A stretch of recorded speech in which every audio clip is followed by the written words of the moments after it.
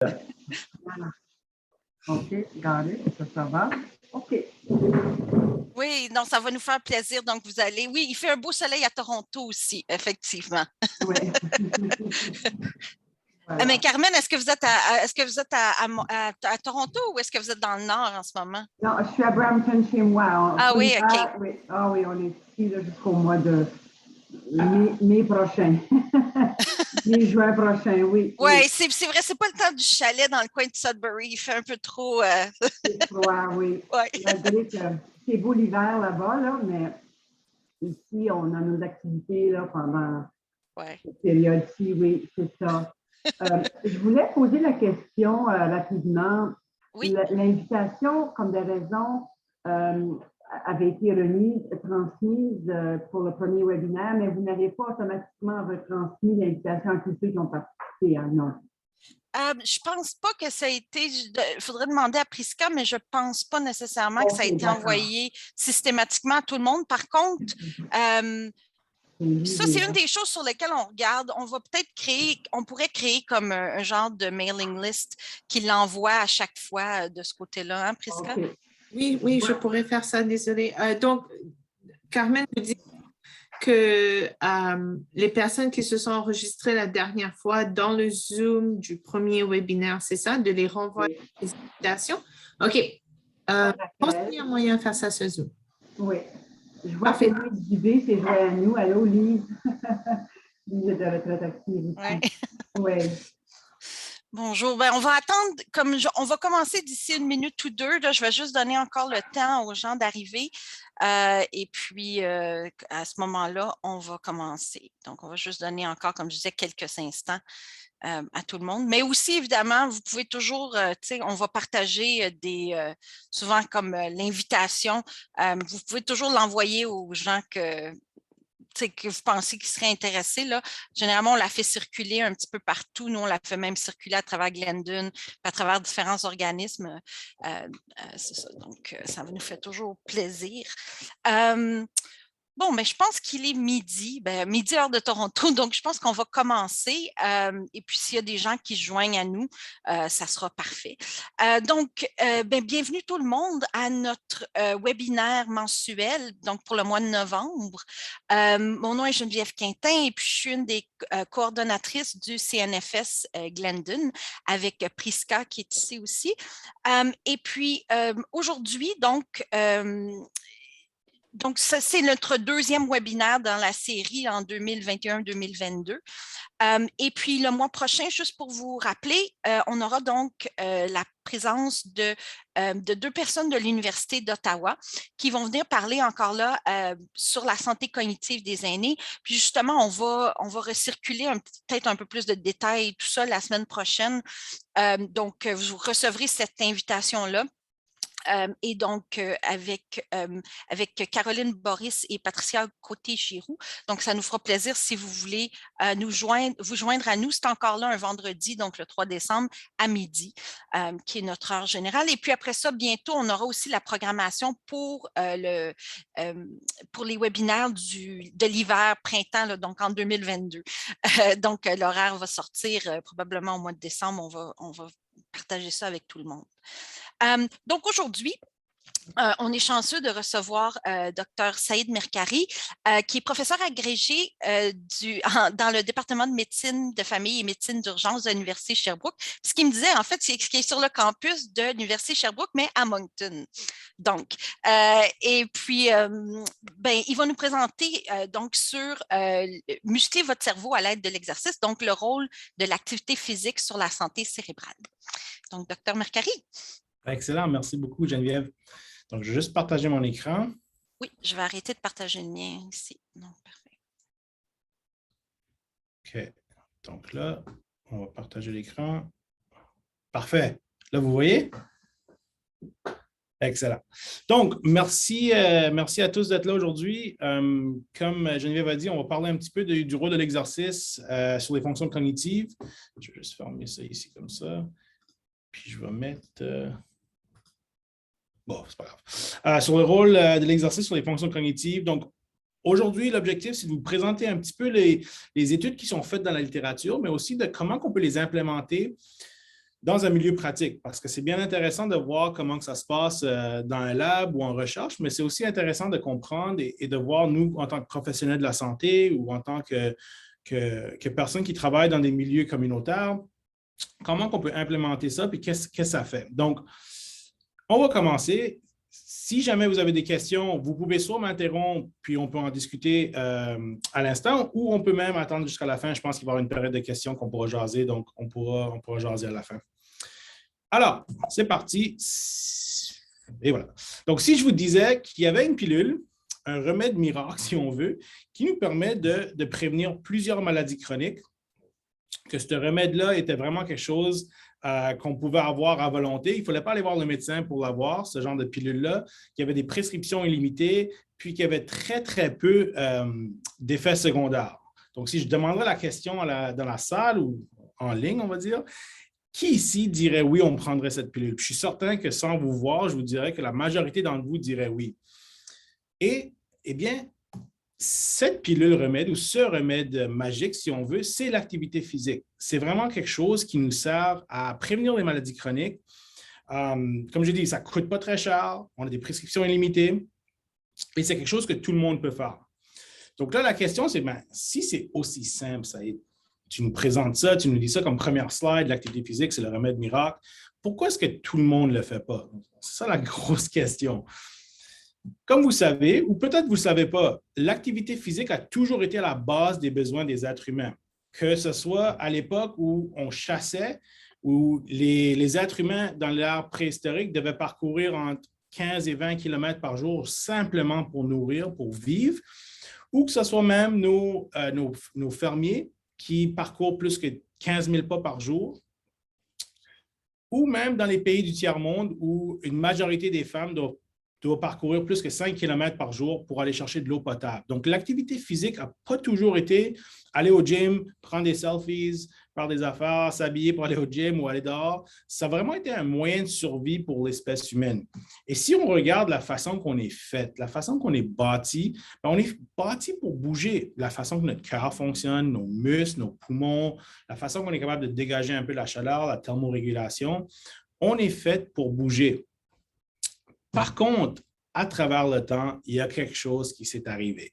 Right? Au niveau de l'évolution, il y a quelque chose qui est arrivé et aujourd'hui, on est les plus obèses qu'on n'a jamais été, les plus sédentaires qu'on n'a jamais été. Donc, il y a quelque chose qui s'est passé et on essaie tranquillement de combattre ce problème d'obésité, ce problème d'inactivité physique-là. Et comme de fait, il y a des directives, il y a des guidelines qui ont été émis pour essayer de nous faire, de bouger un peu plus. Donc, la Société canadienne en physiologie de l'exercice a émis des guidelines tout récemment sur comment devenir actif. Comment on fait pour être actif, pour retirer les bénéfices pour la santé. Pas pour aller aux Olympiques, pas pour compétitionner dans des sports, mais simplement pour être actif. Et le message, vous l'avez sûrement entendu, le message qui se traduit toujours, c'est le chiffre magique, c'est 150 minutes d'activité modérée à vigoureuse par semaine. C'est vraiment ce genre d'activité-là, ce volume d'activité-là qui va être optimal pour bénéficier d'un point de vue de la santé. Maintenant, on nous dit aussi dans 24 heures, de bouger évidemment 150 minutes par semaine, mais aussi de faire de la musculation, des activités physiques qui font un peu appel à l'équilibre. Il y a quelque chose d'autre qui est sorti dans les nouveaux guidelines qu'on sorti cette année. On dit souvent, le plus d'activité physique que vous faites, le mieux que c'est, même si c'est de l'activité physique d'intensité légère, même si c'est simplement se lever, aller marcher au lieu de rester assis toute la journée, donc briser un peu le temps qu'on passe assis. On suggère également 7 à 8 heures de sommeil. Je ne peux pas me rappeler la dernière fois que j'ai 7 à 8 heures de sommeil, mais c'est ça les guidelines. Et comme j'ai dit, on vient d'ajouter comment on fait pour éviter des comportements sédentaires, parce que ces comportements sédentaires-là, c'est ça qui fait en sorte qu'on devient un peu plus, notre société est un peu moins en santé. Donc, on dit ici un maximum de 8 heures de sédentarité et donc 3 heures devant l'écran d'un point de vue loisir, donc écouter la télé, écouter des films, et aussi souvent que possible d'interrompre vos périodes où vous êtes assis. Donc, vous êtes assis, par exemple, à votre ordi, vous travaillez, à chaque 30 minutes, peut-être mettre un cadran qui sonne, qui vous dit, OK, on doit se lever, on doit aller faire quelque chose. Donc, c'est ça les nouveaux guidelines. vu que notre société est rendue où elle est rendue, on a besoin un peu d'aide, un peu de guidelines pour nous montrer un peu comment bouger, comment éviter des comportements sédentaires. C'est bien beau des guidelines, mais est-ce qu'elles sont suivies? Donc, il y a une étude qui a été faite un petit peu de passé, en 2011, mais c'est encore vrai aujourd'hui, auprès de 3000 Canadiens. Et lorsqu'on a demandé à ces Canadiens, OK, est-ce que vous rencontrez les guidelines de 150 minutes d'activité modérée à vigoureuse par semaine? Ou est-ce que vous faites plus que 10 000 pas par jour? 52 % des Canadiens ont dit oui, nous, on est actifs, on rencontre ces standards-là. Parfait, ça c'est un questionnaire. Par la suite, ils ont mesuré objectivement, donc à l'aide d'un podomètre qu'on retrouve dans des boîtes de céréales, un peu plus complexe ceux-là, mais un podomètre. Ils l'ont mesuré objectivement avec cette population-là. Donc, ils les ont suivis, ils ont dit OK. Et on a vu que seulement 35 % des Canadiens atteignent plus que 10 000 pas par jour. Seulement 15 % des Canadiens font plus que 150 minutes d'activité modérée à vigoureuse par semaine. Et seulement 5 % des Canadiens font de l'activité physique 5 fois par jour. Et le plus grand problème dans tout ça, c'est qu'on est sédentaire plus que 10 heures par jour. Donc, non seulement, il y a deux conclusions finalement de ce rapport-là. Un, les Canadiens sont des vraiment mauvais menteurs, parce qu'au début, on a dit que 52 % d'entre eux disaient qu'ils répondaient tout ça, mais lorsqu'on fait la mesure objective, on voit que ce n'est pas vrai. Et on voit qu'il y a un gros problème de sédentarité et d'inactivité physique dans notre société. Donc, en regardant ça, on se dit, OK, bien, où est-ce que ce problème se retrouve? Comment on fait pour isoler ce problème ou voir chez qui ça se passe? Et donc, lorsqu'on regarde la sédentarité en fonction de l'âge, donc ici, j'ai fait la tranche pour vous de 18 à 39 ans, 40 à 59 ans, 60 à 79 ans, vous voyez qu'on passe proche de 10 heures chez les jeunes adultes, les adultes et les aînés, proche de 10 heures en mode sédentaire. Un peu de temps en mode activité physique légère et on voit ici activité physique modérée à vigoureuse, quand même pas beaucoup. Et on voit que le plus gros fardeau se retrouve chez nos aînés. Donc, c'est nos aînés qui pourraient en retirer le plus de l'activité physique, mais ils en font le moins. Ils passent plus de temps assis, ils font moins d'activité physique légère et ils font encore moins d'activité physique modérée à vigoureuse. Et si on regarde les chiffres, parce que moi, je suis une personne de chiffres, j'aime ça voir qu'est-ce que ça nous dit. Seulement 16 % de la population ou des aînés rencontrent les directives de 150 minutes d'activité modérée à vigoureuse par semaine. Donc, il y a presque 80 % de nos aînés qui ne sont pas assez actifs. On se demande pourquoi c'est un problème. Eh bien, je vous le montre tout de suite. Comme vous le savez, le nombre de personnes âgées dans notre société grandit de plus en plus. Et on est face dans une situation assez intéressante maintenant au Canada parce que pour la première fois de notre histoire, on a plus de personnes âgées qu'on a de jeunes enfants. Donc, notre population a vraiment fait un shift d'un point de vue démographique. On voit qu'il y a beaucoup plus de personnes âgées qu'il y a de jeunes enfants et vous pouvez penser à tous les aspects, toutes les choses qui peuvent dériver de ça, que ce soit socio-économique, d'un point de vue santé, plusieurs choses qui font en sorte que ce n'est pas vraiment quelque chose qu'on cherche à avoir, mais c'est une situation qu'on fait face. Donc, je vous dis des chiffres rapidement. 20 % de la population va avoir 65 ans et plus en 2025. Donc, ça, c'est dans 3-4 ans. Là. Dans 3-4 ans, 1/5 de la population va avoir 65 ans et plus.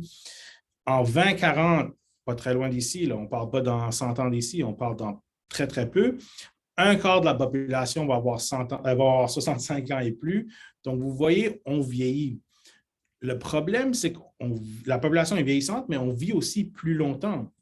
Si on regarde ici en 2036, donc encore une fois, dans pas très longtemps, le nombre de personnes qui ont 80 ans et plus vont doubler et le nombre de centenaires va tripler. Donc, non seulement on vieillit, mais on vieillit plus longtemps, on vit plus longtemps.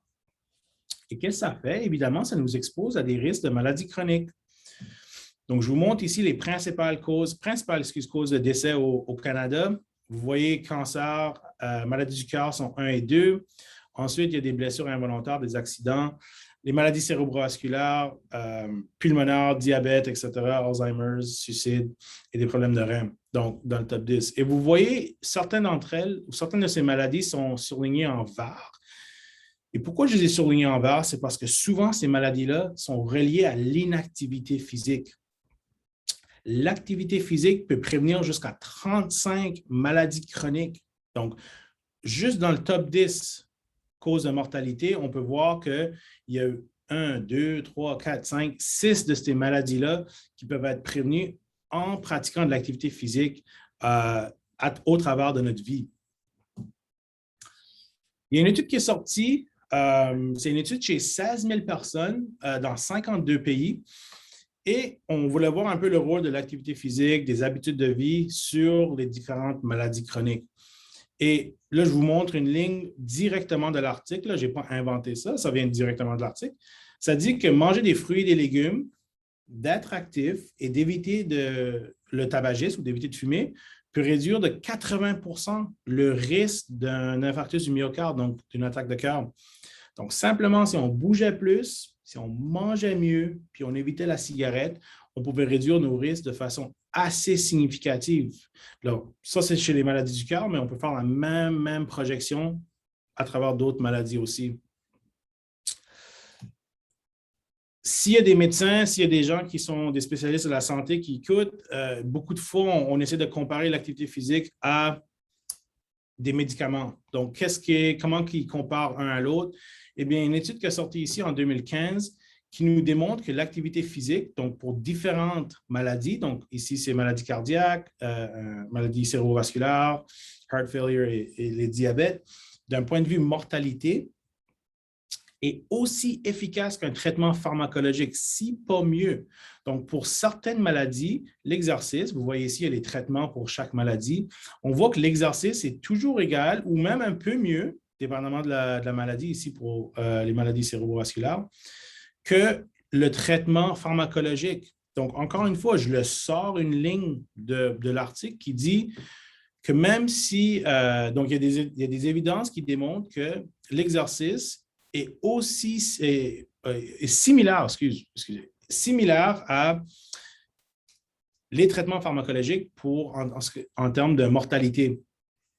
Donc, que ce soit pour des maladies coronaires, que ce soit pour le prédiabète, etc., l'activité physique est similaire ou a des effets similaires d'un point de vue mortalité que des traitements pharmacologiques. Ça, c'est une slide que j'aime beaucoup présenter parce que dans notre société aujourd'hui, on est le plus obèse qu'on n'a jamais été, mais on focus tellement sur le poids et sur l'apparence, sur l'image. Il y a une étude ici, comme j'ai dit, qui a été publiée il n'y a pas longtemps avec Jackson et son équipe. On voit qu'il y a des personnes qui ont divisé en poids, donc des gens qui sont un poids normal, des gens qui sont un poids un peu obèse, de l'embonpoint, et des gens obèses. Et ici, sur votre axe des Y, vous voyez le risque de maladie chronique. Donc, ils l'ont divisé en fonction du poids et au niveau d'activité physique. Donc, on voit qu'en jaune, c'est les gens qui sont actifs physiquement et en violet, c'est les gens qui ne sont pas très actifs. Et on peut voir, peu importe ce qui se passe, si on ne pratique pas de l'activité physique, donc les lignes violettes, on peut voir que le risque de mortalité augmente, qu'on ait un poids normal, qu'on ait un peu d'embonpoint ou qu'on soit un peu obèse. Le risque d'activité physique augmente. Où ça devient intéressant, c'est lorsqu'on regarde le niveau d'activité physique chez ces gens-là. Donc, évidemment, si on est actif et on a un plus bas poids, notre risque d'avoir une maladie chronique va diminuer. Si on fait de l'embonpoint, ça va augmenter un petit peu. Si on est obèse, ça augmente un petit peu. Mais regardez les lignes ici des gens actifs qui sont obèses aux gens qui sont normaux ou qui ont un poids normal, mais qui sont sédentaires. J'imagine qu'on a tout un ami dans notre vie là, qui se dit « Ah, ben moi, là, je peux manger du McDo, je peux faire ce que je veux, puis je ne grossis pas. » On connaît tous quelqu'un comme ça. Mais les études démontrent que des gens qui sont obèses, mais qui font de l'activité physique, ont un plus bas risque de développer des maladies chroniques que quelqu'un qui a un poids santé, mais qui ne fait rien. Donc, encore une fois, je vous répète, des gens qui sont obèses, mais qui font de l'activité physique, ont un plus bas risque de développer des maladies chroniques que quelqu'un qui a un poids santé, sur la balance, mais qui ne fait rien. Donc, le message à transmettre ici, c'est bougez, bougez, bougez. Même si vous êtes obèse, si vous faites de l'embonpoint, si vous avez même un poids normal, continuez à bouger. Parce que d'un point de vue métabolique, d'un point de vue maladie chronique, c'est plus efficace, c'est plus payant pour vous de continuer à bouger que si vous faites absolument rien. Le poids sur la balance, ce n'est pas toujours la première chose qu'on doit garder. OK? Donc, on peut s'asseoir ici puis on peut discuter des bienfaits de l'activité physique. On peut dire, OK, ben, ça augmente les muscles, le système cardiovasculaire. Ce n'est pas vraiment le but de la présentation. On parle souvent de bienfaits physiques au niveau de l'activité physique, mais souvent, on néglige un peu les bienfaits cognitifs. Donc, faire du sport, ça peut améliorer d'un point de vue cognitif, que ce soit chez les jeunes ou chez les aînés. Et c'est un peu de ça qu'on va parler aujourd'hui, qu'on va discuter, c'est cet aspect cognitif-là. L'aspect physique, on le sait très bien, mais j'aimerais vous présenter un peu sur les aspects cognitifs des bienfaits de l'activité physique.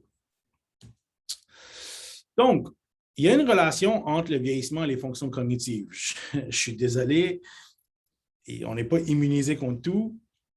D'un point de vue cognitif, avec l'âge, on va augmenter nos fonctions cognitives jusqu'à un certain âge. Et puis, par la suite, inévitablement, avec le processus du vieillissement, on va voir que les fonctions cognitives vont commencer à décliner. Donc, on voit ici qu'il y a un score ou un niveau d'invalidité ou d'indépendance. Si on reste au-delà de la ligne noire, on reste indépendant toute notre vie et tout va bien. Maintenant, il y a des choses qu'on peut faire pour ralentir ce déclin cognitif-là ou même prévenir ce déclin cognitif-là, et c'est en ayant des habitudes de vie qui sont des bonnes habitudes de vie. Donc, soit qu'on reste actif tout au long de notre vie, soit qu'on garde le cerveau actif en faisant des activités, de l'échec, des jeux de mots, etc. Et ça nous permet de rester assez indépendants tout au long de notre vie. Par contre, regardez quelqu'un d'autre qui ne participe pas des bonnes habitudes de vie. Donc, si on voit ici la ligne rouge, quelqu'un qui fume, qui prend des médicaments, on voit que les fonctions cognitives chez cette personne-là, tout au long de leur vie, peut augmenter un petit peu, pas aussi haut que les gens qui ont un mode de vie sain. Et par la suite, le déclin se passe beaucoup plus rapidement et on tombe dans cette condition ici ou dans ces problèmes d'invalidité et où on devient dépendant des autres. Donc, dépendamment de notre mode de vie, on peut soit accélérer ou ralentir le déclin cognitif associé avec l'âge. Donc, je ne peux pas vous dire, il n'y a pas de pilule miracle qui dit, OK, ben, on décline pas cognitivement, ça c'est la biologie, le cerveau, il va décliner. Mais il y a des choses qu'on peut faire, puis on va en discuter aujourd'hui, des choses qu'on peut faire qui nous permettent de ralentir ce déclin cognitif associé avec l'âge. Et souvent, lorsqu'on parle de déclin cognitif, les premières fonctions cognitives qui vont décliner avec l'âge, c'est qu'est-ce qu'on appelle les fonctions exécutives. Donc, c'est ces fonctions-là qui vont, c'est un peu comme l'ordinateur du corps. C'est eux qui vont contrôler nos émotions, qui vont contrôler la mémoire, certaines actions, la capacité de focuser, notre inhibition. Si je pense à quelque chose, mais je me retiens de le dire. Notre capacité de faire deux choses en même temps, donc de passer d'une tâche à l'autre, une capacité d'activation, etc. Ça, c'est nos fonctions exécutives. Puis, ils se situent dans notre lobe frontal. C'est ces fonctions-là qui sont les premières à décliner avec l'âge. Donc, on le voit souvent, les fonctions exécutives sont les premières à décliner avec l'âge. Et c'est pour ça, si vous parlez, par exemple, avec ma grand-mère, puis je lui demande si mon chandail est beau, elle va dire non, mais t'es gros. Hein? Il n'y a pas de fonction exécutive pour bloquer une réaction. Les enfants ont la même chose, leur fonction exécutive. Si vous voulez la vérité, ça sort de la bouche des enfants parce que leurs fonctions exécutives ne sont pas développées. Donc, leur capacité à bloquer une réponse d'inhibition n'est pas toujours développée. Et pourquoi c'est important? Parce que souvent, lorsqu'on parle de déclin cognitif, les gens ont en tête, ben c'est la mémoire, c'est la mémoire, c'est la mémoire. Souvent, on parle de Alzheimer, la mémoire, mais c'est important de ne pas toujours focuser sur la mémoire parce que ces fonctions exécutives-là déclinent beaucoup plus tôt que les troubles de mémoire. Donc, c'est vraiment quelque chose à garder en tête que si on utilise la mémoire comme marqueur d'un déclin cognitif, c'est peut-être un peu trop tard parce que déjà, dès à 15 ans d'avance, on peut voir des fonctions exécutives qui diminuent. Et comme j'ai dit, ces fonctions-là sont les premières à décliner, mais elles peuvent être maintenues tout au long de notre vie. avec certaines habitudes de vie, soit en stimulant le corps de façon physique ou même stimuler le cerveau de façon cognitive. Et un exemple parfait ici, c'est Olive Brighton de l'Université de l'île Prince-Édouard, ici aux Atlantiques, qui a reçu son doctorat à l'âge de 82 ans. Et je peux vous en sortir des millions d'exemples comme ça. Vu que notre société vieillit de plus en plus, il n'est pas plus rare de voir ces gens qui accomplissent des choses assez exceptionnelles à un âge un peu plus avancé. Donc, quand même, faire un doctorat à 82 ans, il faut lui donner. Et parmi ces habitudes de vie-là, parmi les choses qu'on cherche à faire pour maintenir la santé cognitive, la pratique d'activité physique ou juste rester actif, c'est ça qui représente le plus haut, il y a une plus grosse évidence scientifique pour contrer le déclin cognitif. Donc, c'est vraiment la chose à faire si on veut maintenir une fonction cognitive, c'est faire de l'activité physique. Et puis, je vais vous montrer comment ça se passe, un peu les mécanismes derrière. Ça, c'est un modèle que j'utilise un peu dans mes recherches. Je me base beaucoup là-dessus pour me guider dans ce que je pars comme projet de recherche et les choses que je fais. Donc, vous voyez, il y a des choses qui influencent l'activité physique. Il y a des facteurs extrinsèques et des facteurs intrinsèques. Ça, c'est des choses que je ne m'intéresse pas beaucoup, mais je sais que c'est très important de les garder en tête. Mais ces facteurs-là peuvent affecter l'activité physique, donc notre niveau d'activité physique, qui fait en sorte qu'on peut améliorer notre santé cardiovasculaire. Donc, plus qu'on pratique de sport, évidemment, notre fitness, notre santé cardiovasculaire est améliorée. En faisant ça, on fait deux choses. La première chose, c'est qu'on réduit nos risques de maladies chroniques, comme vous avez vu, et on améliore les structures du cerveau. Donc, le cerveau en tant que tel devient un peu plus efficace. Et ces deux choses-là mènent à des améliorations de la fonction cognitive. Okay? Donc là, on va regarder un petit peu qu'est-ce que le rôle de l'activité physique sur le fitness, sur la cognition. Donc, je vais décortiquer un petit peu ce modèle-là au travers de la présentation et je vais y revenir souvent et on va voir comment ça fonctionne. Donc là, on va regarder un petit peu qu'est-ce que le rôle de l'activité physique ou de la forme physique, si vous voulez, sur les fonctions cognitives. Eh bien, il y a une grosse étude qui est sortie en 2020. Parce que vous savez, la seule façon de diminuer les risques de démence, c'est avec la prévention. Pour le moment, il n'y a pas de traitement contre la démence. Les études pharmaceutiques ont tous échoué. Donc, la prévention est clé. Et cette étude ici, qui est sortie en 2020, c'est vraiment un gros rapport qui dit, OK, en faisant certaines habitudes de vie, on est capable de prévenir la démence. Et donc, vous voyez, l'activité physique, la stimulation cognitive, l'isolement social, la dépression, la nutrition, etc., l'alcool, il y a plusieurs choses qui rentrent en jeu. Mais au travers de ces 12 facteurs de risque qu'ils ont identifiés, on est capable de diminuer la démence de 40 %. Donc, même avant qu'on tombe, quand on parle d'Alzheimer ou de démence, simplement rester actif, bien manger dans notre vie, avoir un cercle social, etc., peut diminuer le risque de démence de 40 %. N'oubliez pas, il n'y a pas de traitement pour la démence. Donc, c'est vraiment important d'un point de vue préventif de faire les choses pour prévenir l'apparition de la maladie. Une autre étude ici, beaucoup de participants, donc 117 000 participants, 45 études, ils ont toutes regroupé ça ensemble et ils ont dit, OK, bien, si les gens font de l'activité physique, si on est hautement actif ou modérément actif, ils l'ont divisé en deux. Puis vous voyez encore une fois, la pratique régulière d'activité physique diminue le risque de développer la démence chez les gens qui sont hautement actifs et chez les gens aussi qui sont modérément actifs. Donc, il ne faut pas faire un haut niveau d'activité physique pour prévenir la démence. Même si on est actif modérément, on a des facteurs protecteurs. Même chose pour la maladie d'Alzheimer, même chose pour le déclin cognitif qui se passe avec l'âge. Donc, vous voyez, par contre, le plus de sport qu'on fait, le plus d'activité physique qu'on fait, meilleure est notre protection. Donc, si on veut être actif, on s'offre une certaine protection, mais évidemment, le plus qu'on fait, le mieux que c'est. Okay? Et cette étude ici, encore une fois, chez 800 personnes avec une démence, on voulait voir le rôle de l'activité physique chez ces patients-là. Donc, qu'est-ce qu'ils ont fait? C'est qu'ils ont regardé, OK, est-ce que l'activité physique aide ou non à contrer la démence, même chez des gens qui ont déjà la démence?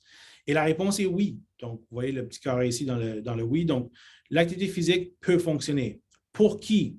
Chez des patients qui sont atteints d'Alzheimer's ou même chez des patients qui ont une démence qui n'est pas reliée à l'Alzheimer's. Donc, on voit que l'activité physique fonctionne pour ces patients-là. Là, la question, c'est quel genre d'activité physique? Qu'est-ce qu'il faut faire? Il faut que j'aille marcher? Il faut que j'aille au gym? Qu'est-ce que je fais?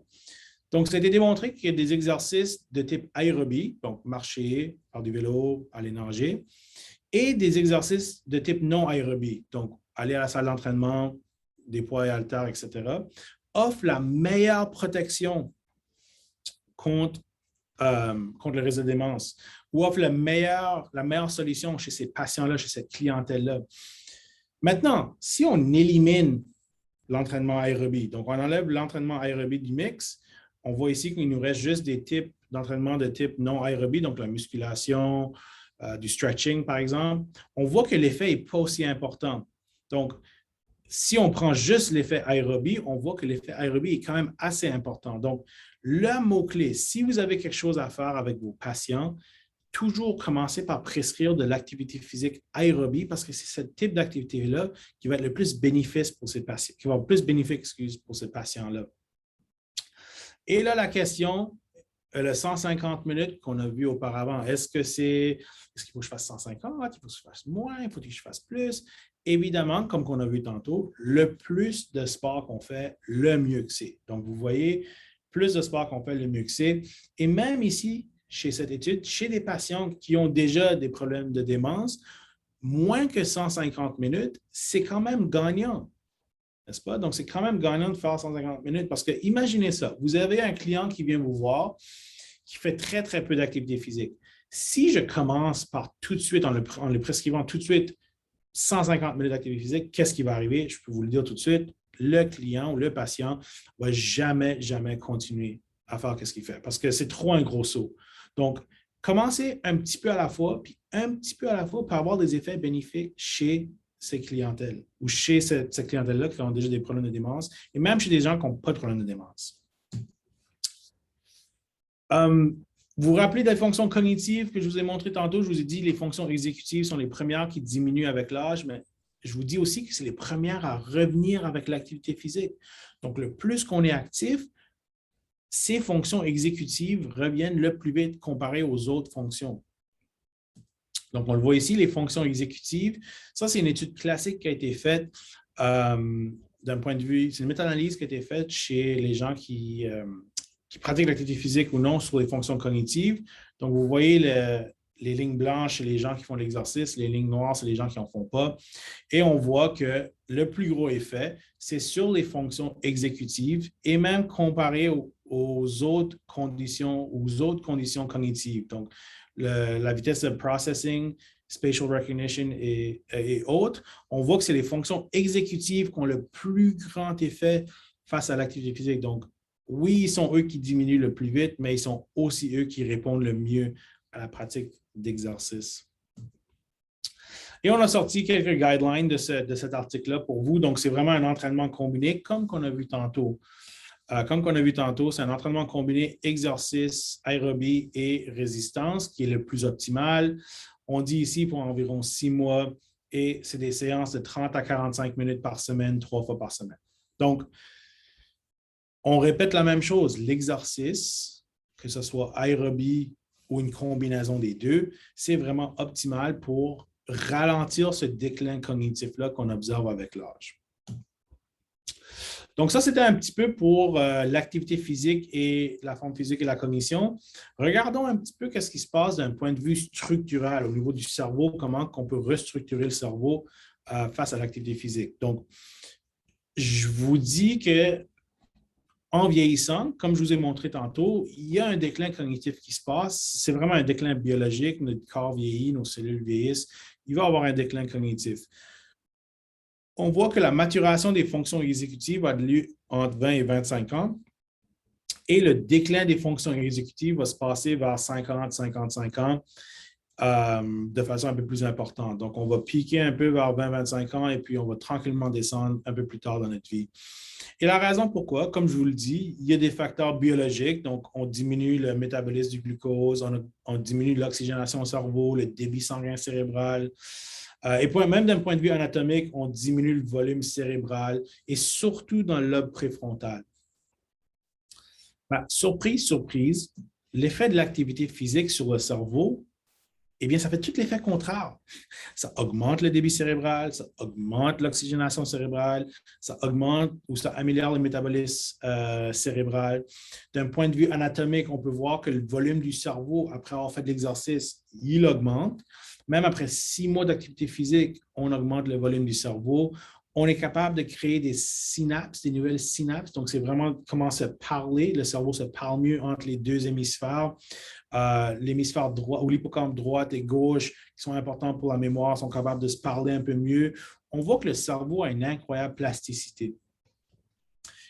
Et juste pour vous montrer une étude que nous, ici, on a fait avec 74 années, donc 68 ans et plus, on a regardé un peu le lien entre l'activité physique, les fonctions cognitives et les différents mécanismes. Donc, nos aînés ont venu faire un test de VO2 max pour mesurer un peu leur forme physique. On les a fait faire un test de trail, qui est un test exécutif, et on les a placés avec une petite patch sur le front ici pour mesurer l'oxygénation cérébrale. Et qu'est-ce qu'on est venu à la conclusion? On a vu que les gens qui sont plus en forme, donc le high fit, comparé à des gens qui sont moins en forme, étaient capables de mieux faire sur les tâches cognitives. Et ça parce qu'il y avait plus d'accès à l'oxygénation cérébrale. Donc, l'oxygénation cérébrale était plus haute chez cette clientèle-là qui était plus en forme que des gens qui étaient moins en forme. Et le fait d'avoir plus d'oxygène ou plus d'oxygénation cérébrale faisait en sorte qu'on était capable de mieux faire d'une façon cognitive. Donc, on est plus en forme, on a plus d'oxygène au cerveau ou plus d'oxygénation cérébrale et on est capable de l'utiliser pour augmenter nos fonctions cognitives. Une autre étude qu'on vient juste de publier qui est vraiment intéressante, vous vous rappelez du 10 000 pas ou de l'activité physique modérée à vigoureuse? On a pris 35 années et on a regardé un peu la même chose, le niveau d'activité physique qu'ils faisaient dans une semaine.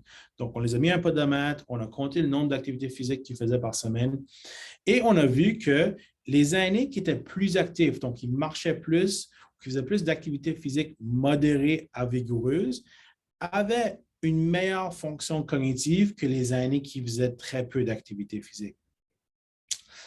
Et la raison de ça, encore une fois, les aînés qui étaient plus actifs avaient une meilleure oxygénation au cerveau. Donc, si on était capable de marcher plus souvent, faire plus d'activité physique, courir, faire du vélo, peu importe, on est meilleur cognitivement. Puis pourquoi qu'on est meilleur cognitivement? C'est parce que notre cerveau est capable d'avoir une meilleure oxygénation dans le lobe préfrontal.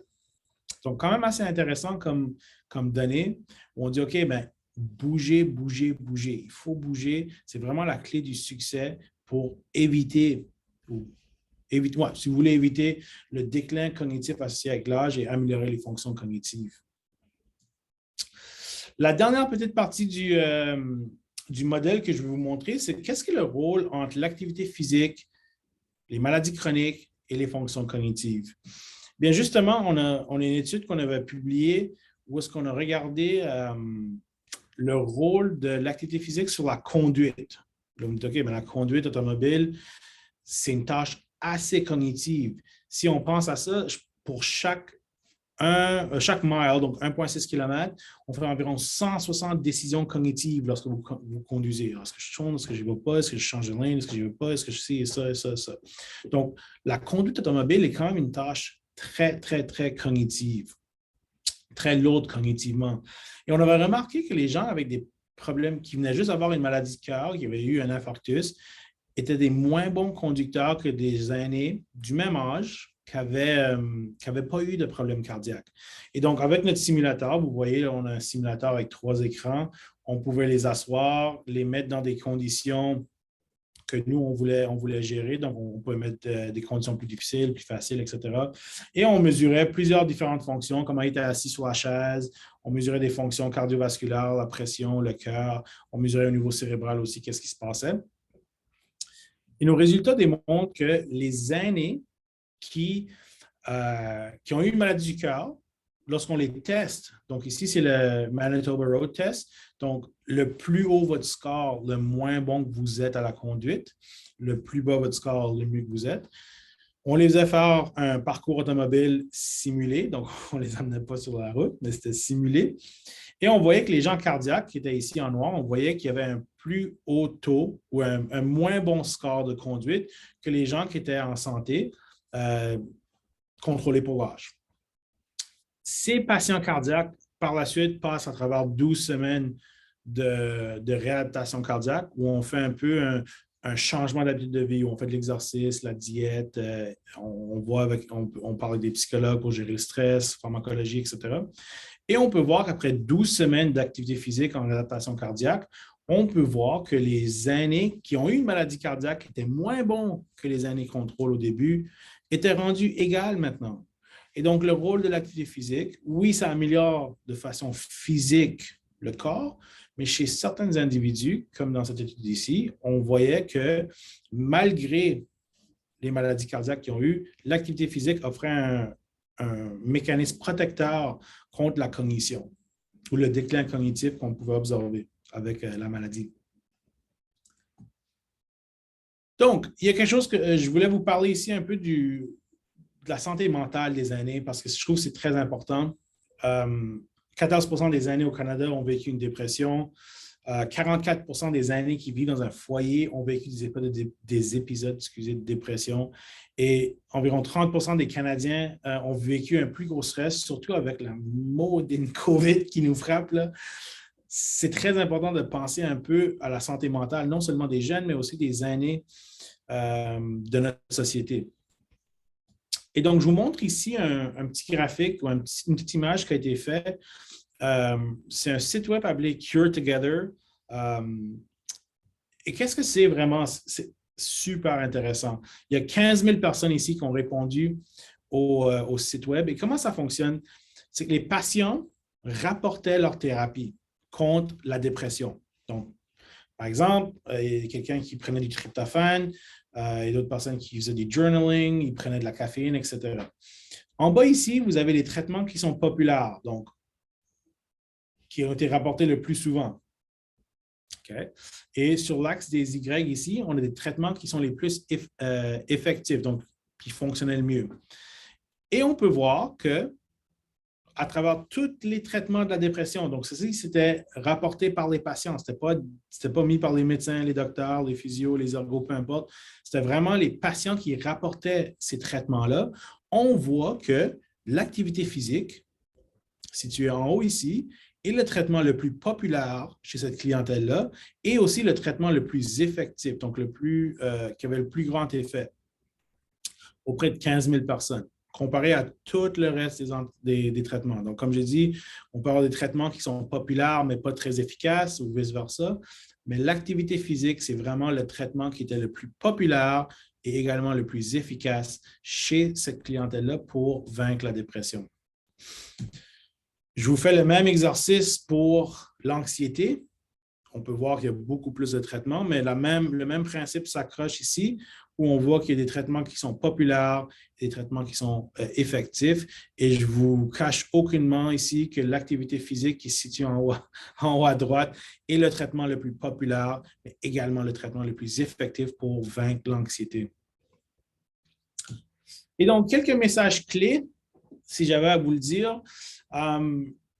Si vous pensez au rôle de l'activité physique sur les fonctions cognitives, puis encore une fois, c'est une présentation qui n'est pas très longue. Je veux dire, on peut passer des années et des années de travailler sur l'activité physique et la cognition, mais simplement des petits messages clés que vous pouvez rapporter dans vos pratiques, dans les choses que vous faites. Si vous avez à prescrire de l'entraînement, prescrivez un entraînement combiné. Ça a été démontré le plus efficace. Donc, un entraînement combiné de musculation et d'aérobie était le plus efficace pour diminuer le déclin cognitif observé avec l'âge et d'améliorer les fonctions exécutives. D'un point de vue intensité, c'est sûr que la pratique d'activité physique d'intensité modérée à vigoureuse peut améliorer les fonctions exécutives. Il y a encore un petit peu d'études à trouver qu'est-ce qui est le score parfait. Donc, vous l'avez vu tantôt, on avait dit 150 minutes.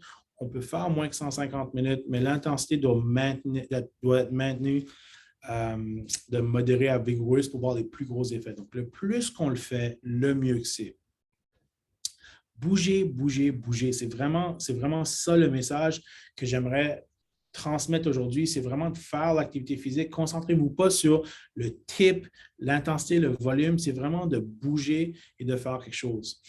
Les mécanismes, il y a plusieurs mécanismes biologiques et anatomiques qui font en sorte qu'on améliore nos fonctions cognitives et simplement en marchant, en faisant de l'exercice, on est capable de faire ça et de ralentir le déclin. Il n'est jamais trop tard pour s'y mettre. Les gens vont penser, j'ai 65 ans, je ne suis pas capable. Non, non, non, non, non. Il n'est jamais trop tard. Vous voyez l'exemple, il y a une photo ici, M. Singh. Il y a le record du monde du marathon pour les 100 ans et plus. Il a terminé le marathon en 8 heures 11 minutes. Ce n'est pas important le temps. Je pense que l'important, c'est qu'à 100 ans, on a couru un marathon.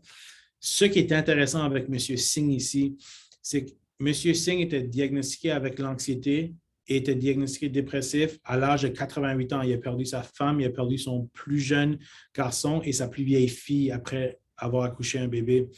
Il était diagnostiqué, donc le docteur lui a suggéré de se remettre à la marche, à la course à pied à 88 ans. Et à 100 ans, M. Singh maintenant occupe des records allant de 100 mètres jusqu'au marathon pour des individus de 100 ans et plus.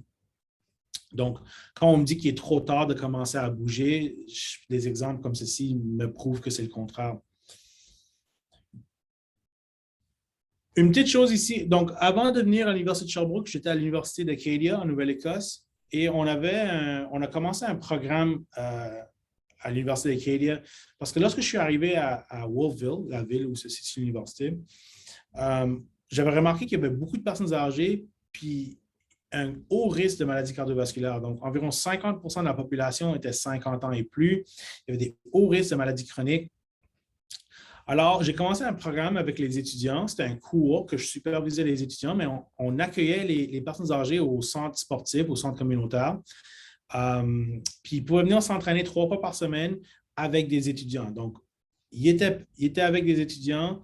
On les matchait ensemble, les années venaient et on les demandait qu'est-ce que était leur objectif, qu'est-ce qu'ils voulaient améliorer, qu'est-ce qu'ils voulaient faire. Et les étudiants bâtissaient un programme pour les personnes âgées.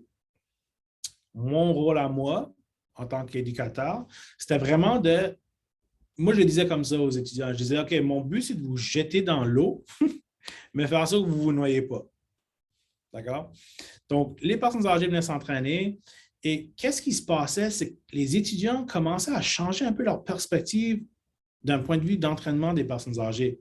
Il y a une relation qui se crée avec ces personnes-là. Les personnes âgées invitaient les étudiants à la maison pour des soupers de Noël. Ils les apportaient du pain, des desserts.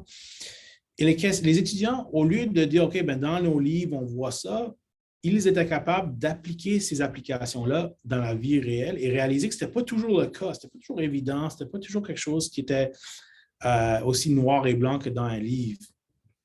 Et beaucoup de mes étudiants, par la suite, ont changé un peu leur dynamique, disant, je vais aller en physio, je vais aller en ergo, je vais aller en médecine, pour justement travailler avec des personnes âgées.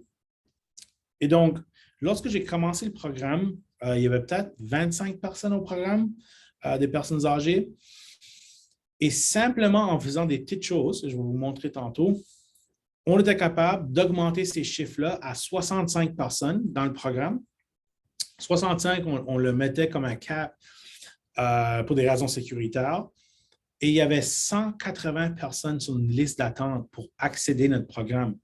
Ce n'est pas parce que moi, là, je ne me braque pas de ce que j'ai fait, c'est mes étudiants.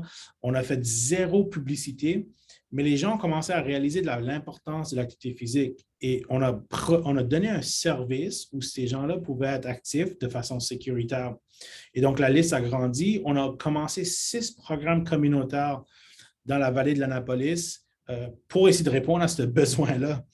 Le running gag était qu'on n'allait jamais accéder à ce programme-là à moins que quelqu'un meure, tellement que la liste d'attente était longue. Et donc, d'un point de vue clinicien, comment instaurer ça dans vos pratiques? Je vous dirais que l'environnement adapté et agréable, vraiment simple. Gardez ça super simple avec vos personnes âgées. Adaptez vos équipements, vos environnements et rendez ça agréable. Le premier message que je disais à mes étudiants toujours, c'est « make it fun ». Rendez ça agréable. Les années vont revenir. lorsque ce n'est pas un plaisir, que ce soit chez des aînés, chez des jeunes, chez n'importe qui, si ce n'est pas agréable, on ne revient pas. Donc, le plus important, rendez-le agréable, puis faites en sorte que l'approche est centrée sur votre client. Donc, une des erreurs qu'on fait souvent dans le monde de l'exercice, c'est qu'on arrive et on impose un programme. On dit, OK, aujourd'hui, tu vas faire 8 exercices avec la course à pied. Je n'aime pas la course à pied, je ne le ferai jamais de ma vie. Donc, on essaie d'imposer des exercices, des programmes, sans vraiment prendre en compte les besoins ou les intérêts du client ou du patient. Donc, créer une approche centrée sur le client. Des données probantes et meilleures pratiques. Il y a beaucoup de personnes qui utilisent des vieilles méthodologies des années 50, 60. Ça change, notre population change. Faites en sorte que vous êtes capable de vous adapter aussi avec cette littérature-là. Combiner des exercices physiques et cognitifs. Une chose que je disais beaucoup à mes étudiants, c'est OK, l'activité physique, c'est bien, on améliore le cerveau, mais faites une combinaison d'exercices pour stimuler le corps et pour également stimuler le cerveau. Je vous donne un exemple hyper simple. On avait une piste de course, les aînés marchaient autour de la piste de course. Lorsqu'ils faisaient un tour de piste, on les donnait 4 mots, ils devaient le garder en tête, faire leur tour de piste, revenir et nous donner les 4 mots. Hyper simple. Ou les chiffres, on les donnait des chiffres, ils devaient se rappeler, ils revenaient, mais on les demandait de donner les chiffres à l'envers. Donc, on combine un peu l'activité physique avec le travail cognitif. Et de cette façon-là, on optimise les séances d'entraînement.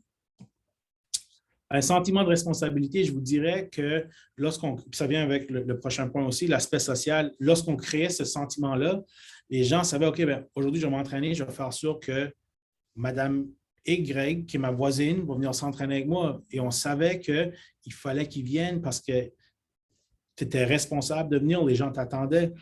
Il y avait l'aspect social, le nombre de personnes. Évidemment, vous pouvez penser, les personnes qui s'entraînaient, il y en a d'entre eux qui travaillaient beaucoup plus le muscle de la mâchoire que n'importe quel autre muscle, mais ce n'est pas grave parce qu'on les sortait de leur isolement. Ils venaient parler, ils venaient jaser. Beaucoup d'entre eux venaient par la suite, allaient déjeuner, allaient souper ensemble, faisaient des clubs de marche, n'importe quoi. Mais ça les sortait de l'isolement. Offrir des options, ça revient un peu à ce que j'avais dit tantôt, pour essayer de donner un peu qu'est-ce qui est le plus facile avec clientèle. Je le dis toujours, le tapis roulant le plus grand au monde est dehors. Donc, il faut arrêter de se casser la tête pour aller chercher des équipements de millions de dollars. Allez marcher dehors si jamais, utiliser des cannes de soupe, faites des choses. C'est hyper simple pour rester actif. Et pour nous, par exemple, réinvestir des programmes de recherche dans notre programme. Donc, nous, on utilisait un peu le groupe pour faire de la recherche sur le vieillissement. Et les recherches, les données qu'on trouvait ou les choses qu'on trouvait, on le réinvestissait dans le programme. On trouvait quelque chose d'intéressant, mais on l'essayait pour essayer d'optimiser la prescription d'exercice pour ce genre de personnes-là. Et je vais vous le dire, puis je vous le dirai toujours, faites sûr que c'est le fun, ayez du plaisir. Faites sûr, j'ai dit aux étudiants d'utiliser leur créativité, de faire en sorte que ces aînés-là aient du plaisir. On a joué à cache-cache. Les aînés étaient là, ils jouaient à cache-cache, ils se penchaient, ils criaient, ils bougeaient. C'est toutes des choses qu'on fait en sorte qu'on est actif, mais qu'on a du fun. Et la dernière chose, je vous laisse avec cette petite histoire ici. Cette madame qu'on appellera Madame X était venue nous voir dans le programme de reculons. Son docteur lui a donné une liste de médicaments. Elle n'était pas capable, elle était de mauvaise humeur, elle était là avec son mari. Et puis, elle est finalement venue nous voir, puis elle a dit « je vais commencer à être active. Le docteur m'a dit qu'il faut que je sois ici, donc je vais essayer de l'aider. » Puis on l'a accepté. Puis on lui a demandé, c'était quoi, Madame Y ou X, qu'est-ce que votre objectif aujourd'hui ou avant la fin de la session? Et elle a dit, je voulais marcher autour de la piste. Elle voulait marcher autour de la piste 3 fois sans repos. Donc, 3 fois le tour de notre petite piste de 200 mètres sans se reposer. Parfait. Elle est venue, on l'a mis avec une étudiante. Une des choses qu'on l'a demandé, c'est qu'est-ce que vous faisiez auparavant? Puis on a vu que Madame X et son mari étaient des danseurs des ballroom dancers. Et donc, on a incorporé de la musique, on a incorporé des mouvements de danse pour essayer de l'aider à bouger, à rester active. On l'a rendu le fun.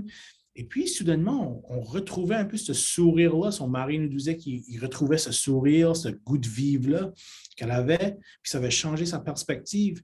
Et donc, on ne l'avait pas amené à la piste la dernière journée du programme pour la session avant le break d'hiver. On l'a portée à la piste. Elle est partie. Elle a fait 1, 2, 3, 4, 10 tours de piste avant de s'arrêter. Puis quand elle a fini, elle a tombé dans le bras de son mari. Je n'ai jamais oublié, j'ai des frissons, je vais raconter l'histoire.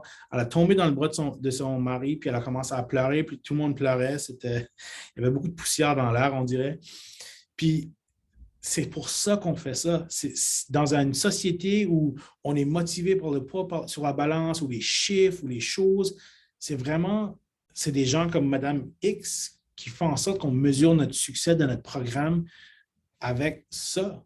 N'est-ce pas? Donc, il faut arrêter de toujours utiliser des chiffres, des façons scientifiques, mais c'est de rendre les gens et de réaliser qu'on améliore leur qualité de vie.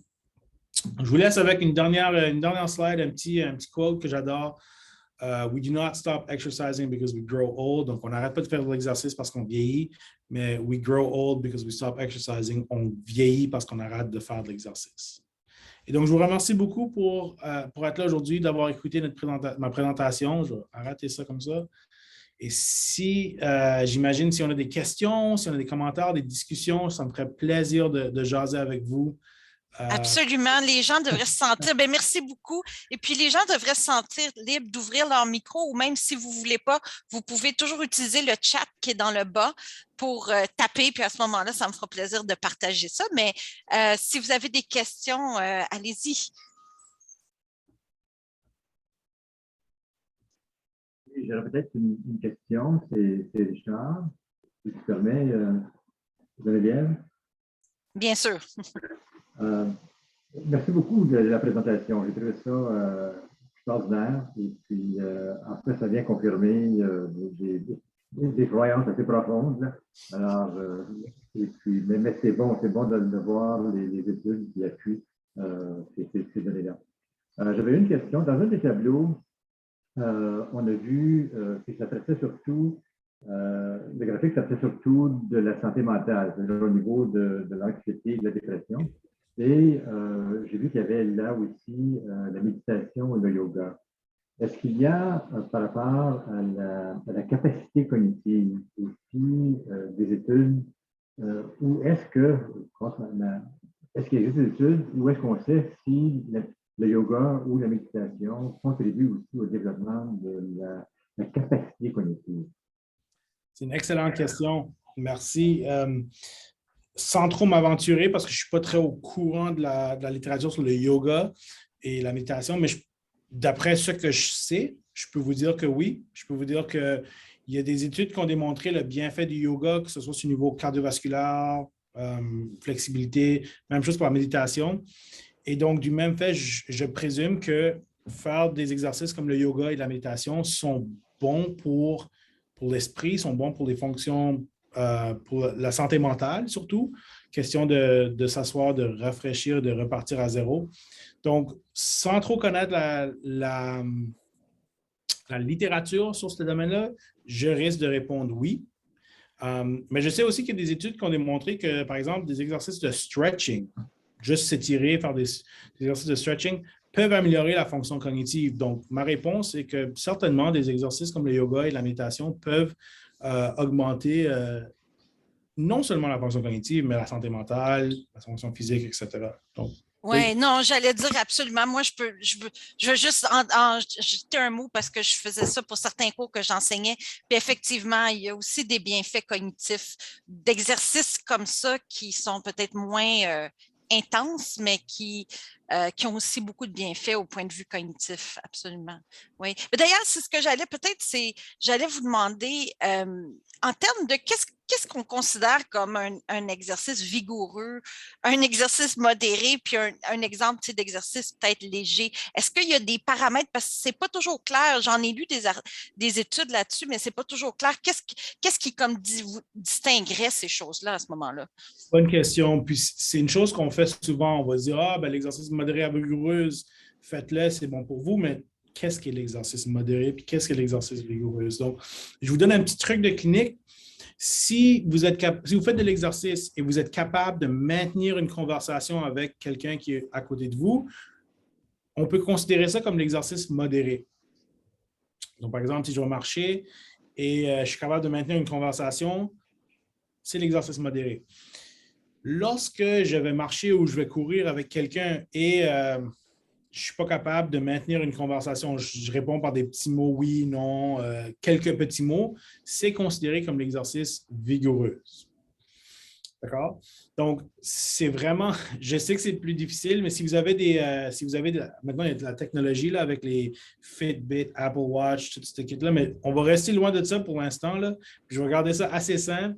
Si vous pouvez maintenir une conversation, c'est de l'exercice modéré. Si vous avez de la difficulté à maintenir une conversation, c'est de l'exercice vigoureux. OK. Oui, non, absolument. Effectivement, c'est un bon comme rule of thumb. C'est comme une. Ouais. On a tendance à être trop un peu impliqué avec la nouvelle technologie, puis les cardiofréquences maths, puis les choses, etc., etc. À la base, là, gardez ça simple. Si on peut jaser, c'est modéré. Si on a la difficulté à jaser, c'est vigoureux. J'avoue par contre que beaucoup de ces nouvelles mesures-là nous aident à faire soit de la recherche ou juste pour même moi, là, j'ai un Fitbit là, et ça m'aide à savoir un peu qu'est-ce que j'ai fait. Je trouve ça utile comme pour nous donner une idée de ce qu'on a fait quotidiennement. Là, c'est un bon point parce qu'une des façons nous, on rapporte en clinique, une des façons à changer une habitude de vie, c'est de le mesurer. Donc, si on est capable de mesurer une habitude de vie, donc là, maintenant, les téléphones qui ont tous des aspects pour le temps qu'on passe sur le téléphone ou le nombre de pas qu'on peut prendre, les montres, etc. La technologie est partout. Ça nous aide à mesurer tout ça. Bien, c'est une façon optimale pour essayer de changer un comportement. Parce que si on peut le mesurer, on peut voir et puis tranquillement, on peut le changer. Absolument. Très bien dit. Est-ce qu'il y avait d'autres questions ou d'autres points que les gens avaient des choses qui n'étaient peut-être pas claires ou des commentaires à ajouter? Moi, je peux ajouter peut-être un petit commentaire. Vous avez parlé de l'aérobie, voyez-vous. On n'a pas mentionné nulle part la danse, excepté la dame qui, lorsqu'elle a commencé ses exercices, vous saviez qu'elle faisait de la danse sociale. Mais d'après ce que j'entends et que je lis, moi, on dit que la danse a aussi, danse sociale ou la danse en général, a beaucoup de bienfaits. Vous considéreriez ça une activité aérobique? Oui, oui. Je pense que lorsque je présente des études ou des résultats d'études, c'est souvent dans un monde scientifique où c'est contrôlé. Pour nous, c'est facile de faire du vélo, c'est facile de faire de la marche parce qu'on a accès à ça ici. C'est facile de contrôler l'intensité, etc. Mais lorsqu'on regarde un compendium d'activités physiques, la danse, c'est des tâches aérobies. C'est modéré à vigoureux, on bouge, on fait des... Moi, je sais que si je vais, par exemple, à un mariage ou si je vais quelque part, je sors de là, puis il fait chaud. On bouge toute la soirée. Donc, je vous dirais qu'effectivement, des activités comme la danse, le jardinage, des choses qui font en sorte qu'on reste actif de façon modérée à vigoureuse, ça marche. Ça marche effectivement. C'est juste dans le monde scientifique, lorsqu'on amène des participants dans le lab, c'est un peu plus difficile de quantifier ça ou de faire... On utilise souvent des méthodes qui sont plus traditionnelles, si vous voulez, sur la marche, la course, la natation. Mais effectivement, continuez à danser, continuez à danser. Je l'ai vu de première main avec Madame Y. C'était vraiment... Nous, on avait focusé sur ça. On avait dit de continuer à bouger. C'est un exercice musculaire, c'est un exercice de coordination et il y a de l'aérobie qui est inclus, donc absolument. Super. Est-ce qu'on est déjà rendu à notre temps? Mais s'il y a des gens qui avaient un dernier commentaire, on a le temps pour peut-être un autre. Est-ce que ça va? Non? OK. Oui, bien sûr. C'est Richard. En tout cas, j'ai bien aimé le commentaire du tout début, c'est-à-dire qu'on n'a pas de pilule pour guérir la démence, mais on peut la prévenir. Et puis, je pense que tout est là, finalement. C'est dans la prévention aussi. Et puis, alors, merci beaucoup. Alors, je pense que vous nous encouragez. J'ai failli me lever pour commencer à faire du jogging sur place, avant que j'écoutais la présentation. Merci beaucoup, c'est très gentil. J'apprécie énormément ça. Puis, comme j'ai dit, souvent, on dit « Ah, mais il est trop tard, on est ci, on est ça. » Il n'est jamais trop tard. Faites vos affaires, ayez du plaisir, puis vous allez voir, ça va aider beaucoup. Bien, un grand merci de votre présence, Dr. Mercari, et merci à tout le monde qui était là. Si vous voulez aussi, on a un sondage dont le lien a été ajouté. Prisca a mis le lien dans les chats. On va aussi vous l'envoyer par courriel. Si vous voulez nous donner de votre rétroaction sur la présentation, des suggestions de séminaires aussi, de webinaires que vous voudriez voir, ça nous ferait absolument plaisir. Et puis, en espérant vous revoir dans notre prochain webinaire le 3 décembre. Merci beaucoup. Merci. Merci, bonne journée. Au revoir.